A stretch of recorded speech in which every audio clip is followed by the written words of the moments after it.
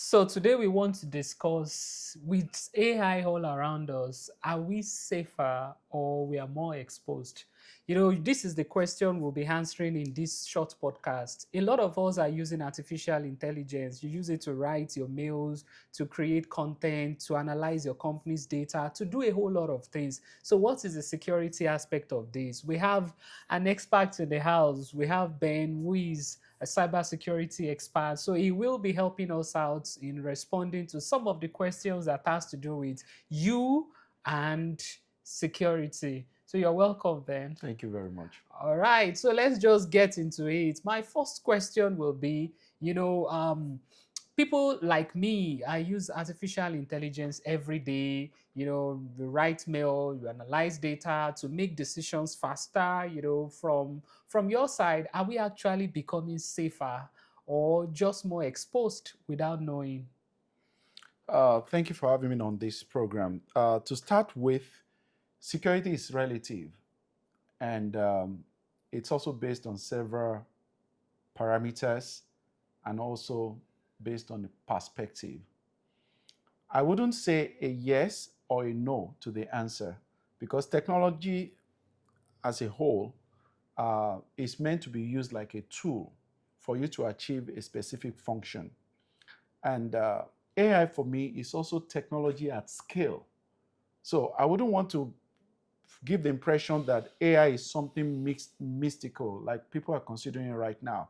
It's just the way we all moved into technology and we start using different tools from the computer to the software to coding. Now we have more data leaning software, which is what the AI really does right now.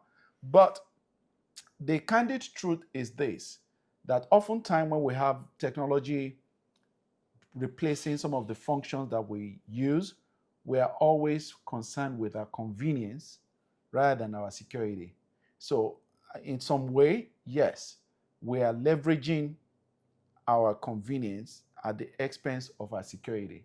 And I'm going to expatiate more on that as we progress in this podcast. Convenience over security. Yes. Wow. So sometimes I paste things into these tools without thinking twice. What is the risk there? What could actually go wrong for me posting anything into all these LLMs? I did a training and I had a short video sometimes ago, I think that was last year, on the concept of shadow AI. Now, what you're doing really is you are feeding an algorithm with the data that the algorithm needs to give you a specific result. But don't forget that the essence of security is to protect your data because data actually is the most expensive commodity that we have. Gone are the days that we think about the oil and gas or the financial sector being one of the most valuable. Right now is data because everything is data driven. So if you are feeding in your personal data, of course, don't forget that we already have regulation in place. We have the HIPAA law here in the US that protects your medical information. We have the GDPR in the UK that protect your privacy. We have different framework and different laws, regulations. But if you willingly provide the information that it's supposed to be protected information by law, and you are willingly feeding it into this AI platform, then you're exposing yourself. So to start with, I normally encourage anyone that, irrespective of the AI tool you want to use, either is the common ChatGPT or Claude or any one of them out there, Copilot or something, there's a section of all of those tools that gives you the ability to check and uncheck the information that you want to share with them. You can actually restrict your data from being used to train different model. But I can tell you that maybe we don't have up to 1% of the users doing that. So if you don't do that, automatically every information that you provide is being fed into those tools and it's being used by those tools for training and retraining. But guess what?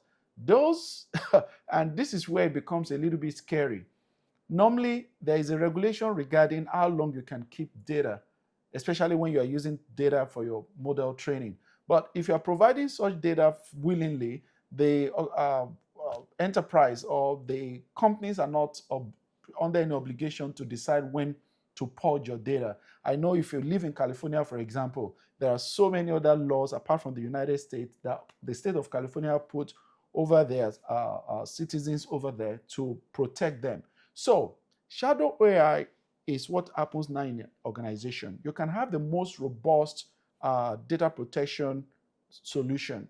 Uh, you can have the most wonderful firework. You can have all of these state-of-the-art equipment that we use to secure an enterprise. When I say an enterprise, I'm talking about the logical and the physical part of the enterprise. Now, when someone internally feeds a private information meant for an enterprise into an AI tool that is not authorized by the company, then you are doing what we call shadow AI, meaning that without the AI or without any hacker or anybody trying to get the information from your company, you are feeding in. For example, let's say that we have a company ABC cooperation, and we're supposed to have a board meeting next month, and we already have our yearly book that is supposed to be private. We don't want our stakeholder or our stock shareholders to know anything. And if the finance manager just decided to say, oh, can I feed this into Claude to give me the summary of what the finance of this company? What you've done logically is that you've fed that confidential information into a tool and it's gone into the pool of data that is now publicly available. So most of us are doing that unconsciously, feeding in unnecessary information to use to just get, we're just after the result, the convenience and the comfortability of what we So want. shadow shadow AI. Yes. My most of the viewers are kind of, not so technical in that aspect. So if you want to help us break this down, using layman languages, what are the most common mistakes you're seeing people make right now with AI and security? I'll give you a practical example. I was working on a specific project and I have my team were working, and then the management decided, they requested that we should come up with a policy on the use of AI, because originally we had this nobody should use AI tool. We put up all these filters on the network. You can't go to some of these social media thing. We block ChatGPT, we block a number of all of these tools. But when we finally decided or realized that we definitely have to be competitive and use some of these tools, then we have to come up with policies guiding the use of it. But in the process of developing the policy guideline for how we're going to incorporate AI into the organization, a top manager already have started feeding in both internal memo, both organizational operational documents into AI. And unfortunately for us, we didn't realize that so early until one of the people at the endpoint figured out that this guy wanted me to work on the laptop, and while he was checking, and he saw so many data just outbound from our network. So if you are feeding in information that you are not supposed to provide, then you are lowering your competitive edge, because your competitor will have those intellectual property that you're supposed to have in-house. I'll give you a practical example. Maybe I'm tasked with a project and I'm supposed to deliver a report tomorrow. And the project is like a DOD, a DOW type of project where you have clearance before you can touch on such information.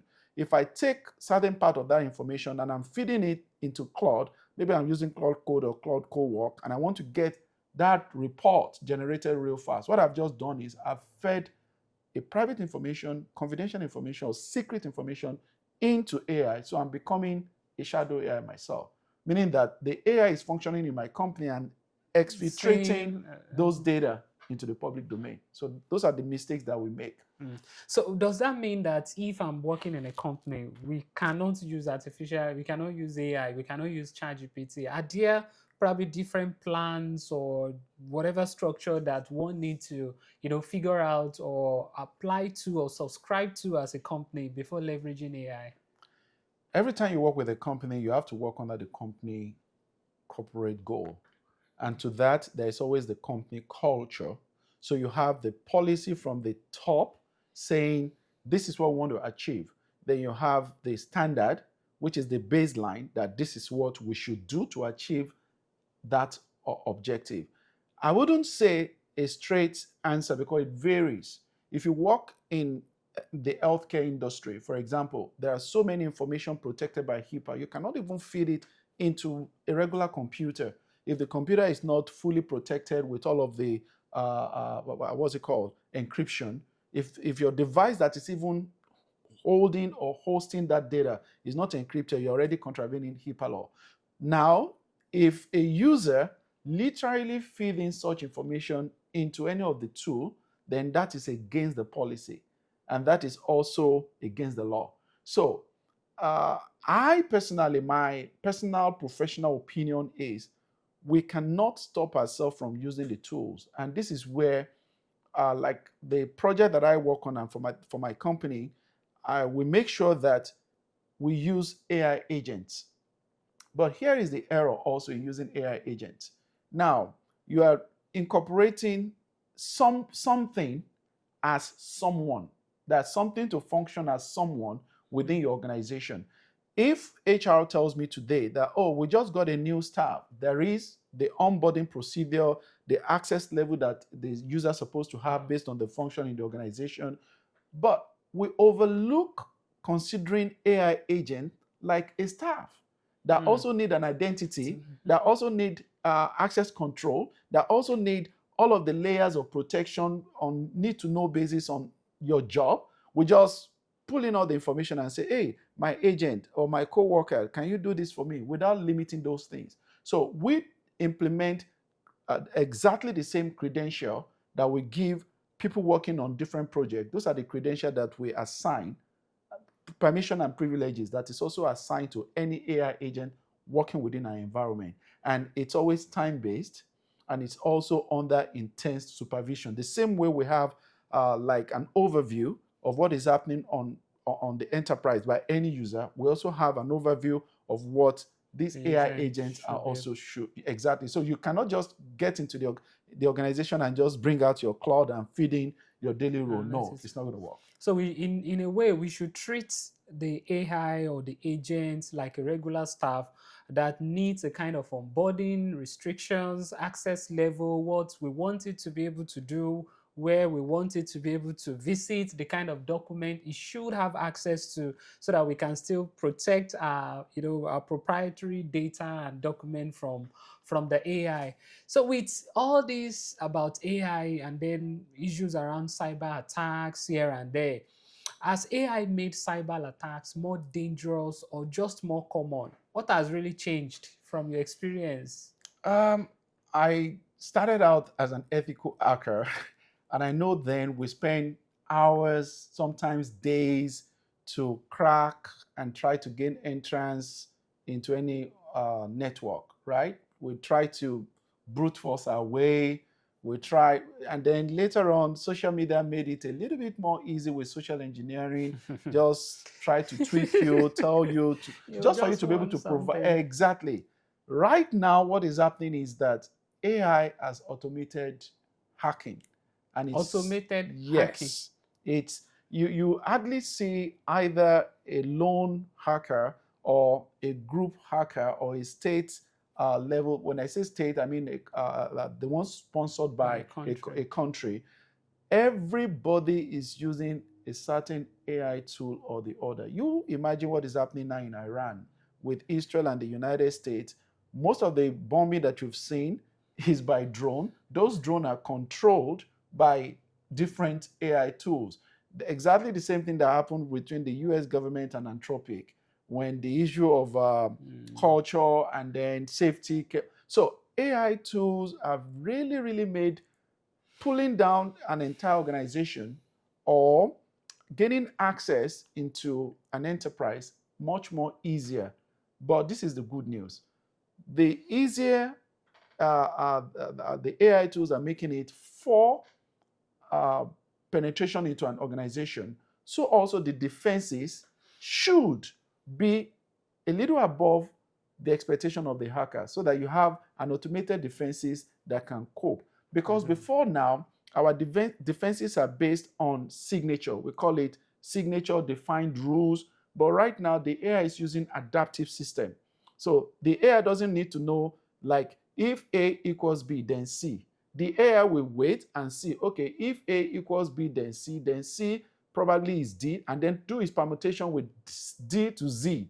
So it's thinking ahead before you even do. So it's adapting to your environment. So your defenses also must adapt to your environment. You don't have to wait for your network security guy to come and check your firewall rule and filter or change some of those code. Because if you are waiting for that, you already have a penetration into your environment. So automation of protection should also increase as we have automation of attacks.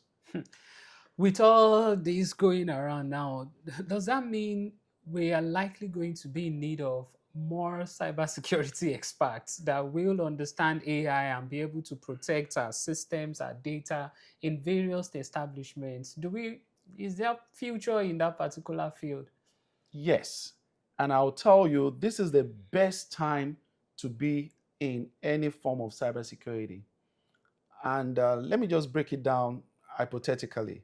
You imagine that you're living in an apartment building that you have like 20 different tenants. If you move from that apartment building and you build your own castle, are you going to increase your security on the apartment or when you're in the castle? You want to increase your security when you move to the castle because now you have something more valuable to protect. So, right now, our defense system needs people that understand how security works.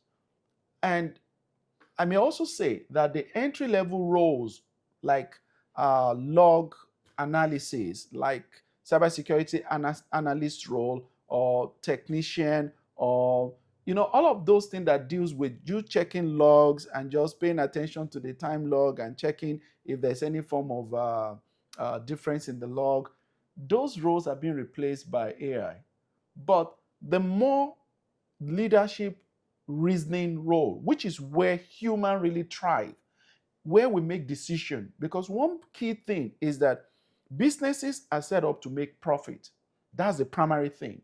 But in making profit, you want to lower your exposure of risk and then you want to increase your profitability. But how are you going to do that if you don't have the right people to take the right decision, understanding the risk, and then being able to provide solution and then taking that decision at the right time? So this is a very good time to have professionals come into the field. That's why another company I work for, we've been working with so many people moving now into tech because you can really go into tech without having tech skills. You don't need to write codes right now to be able to make sure that your company is compliant with the necessary regulation and what is expected of your organization in terms of your protection. I know you've answered part of the question I'm about to ask now. Do you think AI will reduce the need for entry level cybersecurity roles or create more opportunities with all that you've explained now? AI is already, not will, it's already replacing some entry level role. But this is what I tell people that are just leaving college with a degree in cybersecurity. I tell them, be innovative. Don't let those classes you have, your courses you have, or the computer science or the cybersecurity thing, I can tell you from someone that I've been to both bachelor's and graduate level cybersecurity classes. Some of those things we learn in school are not really directly applied on the job. So this is where innovation comes in. An average graduate leaving the college or having an associate or even without one can so learn how to use some of these cybersecurity, AI tools right now on a focused job.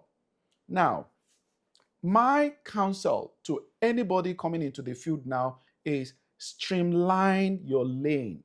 Cybersecurity is so wide, and the mistake most people make in the past is they will just tell you, I'm into cyber, and they want to touch on everything. No, you've got to be on a specific lane that you can focus on because intensity is more important than just sporadic work. Like if I focus every day and I'm consistent on a 2-hour schedule, and I do that for 10 years, It's better than somebody that is spending 50 hours every month, because I am very consistent. So you have to focus on a lane and build your consistency. When you do that, because what we've also observed is there are newer roles evolving in the field. And for you to be able to fit into those roles, you need to innovate and make sure that you have all the necessary skill that will make you to work both with human, making human decision while having the understanding of the machine. So machine level understanding, human level communication and decision making. That will make your career So so wonderful. you should focus on a path in cybersecurity. So Yes. from what I'm hearing, even in cybersecurity, there are numerous parts there. I know GRC, analyst, and a whole lot of other things. So Yes. that means there are still more opportunities in that field. I know you train people in cybersecurity, you mentor a whole lot of people in cybersecurity. If you had to give one simple instruction to everyone watching, whether they use AI or want to build a career in this space, what should they start doing from today? They want to, be involved in cybersecurity and it has to do with artificial intelligence. What should they start to do from today? Three things I will say. Number one is alignment. You are coming from somewhere, you want to go somewhere. So, first of all, you've got to align what your current skills are, what your natural abilities are. So, that alignment means, oh, I am coming from banking and finance, or I'm coming from agricultural background. Where can I fall into cybersecurity? So there must be the creation of alignment. That's number one. Number two is transfer of your current skill in building a portfolio. Nobody, like every time I'm seated across the hiring desk, nobody is hiring your diploma. I'm not going to hire you for a role because I'm looking at your diploma and I see that, oh, you've got a 4.0 from the Berkeley University. No, I'm going to hire you based on trust. I have to connect with you. I have to be convinced that you know what you're talking about and you are able to deploy and you are trainable. So to do that, I will always want to pick on your experience. I will always want to have like an impression of where you're coming from so that I can see if you can go on the journey with you. So you must have a portfolio. You must be able to showcase what you're doing. Fine. It's possible you have been working for like 5 or 10 years, but you've been doing that maybe as a, what's it called, medical billing person. So you are very used to scheduling, you're very used to documentation. All those are transferable skills into cybersecurity because we have a whole pool of aspect of cybersecurity, which is the governance, risk, and compliance, that does not require you to write a single code. You just need to understand everything about technology generally, networking, and then understand risk, understand how to manage risk, understand how to document, understanding the framework and the regulation. Now, the third is to get a mentor. See, you can spend and have student loan of almost 300 and something $1,000 to have a master's degree in cybersecurity. That doesn't mean you are going to get a job that will pay that student loan back on your 50th birthday. So it means for you to go fast, you don't have to run. You just need to be on the shoulder of someone that have walked that path. So if you don't get a mentor, you don't have somebody that is telling you this is what just exactly what you do. I see some of the things you do online. You are mentoring people, you are teaching them, you are training them, and you are holding them by the hand. And you say, walk this way with me. It's beyond just consuming content online, going on YouTube or going for one boot camp. This is more about I wake up in the morning and somebody is telling me, do this today because we are going on a 30 days journey. So mentorship is the first. Alignment, building portfolio, and then getting a mentor is very, very critical. On that mentorship, I was at a program I think 2 months ago now, and we were talking about mentorship. And this guy, a university undergrad, said, "Oh, my mentor is Mark Zuckerberg. My mentor is," and he was saying, he had to change from one field to another field because he got frustrated as a software developer. And then somebody now said, "Hold on, how can you say your mentor is Mark Zuckerberg? Fine, your mentor can be Mark Zuckerberg, or you should say somebody you admire. or somebody you look up to. So I'm going somewhere. Mentorship or a mentor, for example, is it somebody that should be accessible to you, or I can just sit down on my own too and be looking at somebody online on social media or YouTube and say, this person is my mentor. Let me watch his videos every day, or let me do this. Should mentorship involve direct interaction with the mentor? You must have heard about this term called celebrity crush. Yeah, yeah, Many yeah, people of have course. celebrity crush. Tom Cruise, they have all of these people when they Yeah. watch the movie and they want to be like, oh, Ah, that's my, yeah. that's my girl. That's what you see. Having a celebrity crush is also translated into having a career model. Mm-hmm. A model for your career could be somebody that you are looking at, you've been studying their career path, and you admire to be in their footstep. That's totally different from having a mentor. A mentor is someone that you have his phone number, you have direct access to, someone that you are using his or her eyes to check on your path. So you can never have a model and call it a mentor. So Mark Zuckerberg, like the person you spoke about, if that person doesn't have a direct access to talk to Mark, Where? that's not a mentor. That's just a model. You're just looking at the person. Oh, sometimes this is my celebrity crush, my career crush. So you need to have direct access. You actually need somebody to hold your hand.